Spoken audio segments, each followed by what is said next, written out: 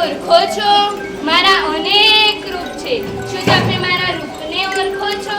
હું તમારા ઘરમાં પણ રહું છું અને તમારા ઘરના બધા જ કામ કરું છું. તમારે સવારે સ્નાન કરવાથી લઈ રાત્રે સૂવા સુધી હું જ કામ આવું છું. તમારું જમવાનું મારા વગર બની શકતું નથી. તમને જમ્યા પછી પણ મારી જ યાદ આવે છે. તો હવે તો તમને ખબર પડી જઈ હશે ને કે હું કોણ છું.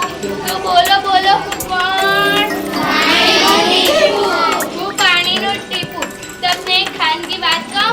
પેલા વૃક્ષને જુઓ, તેના ઉપર હું કેટલું સુંદર લાગુ છું.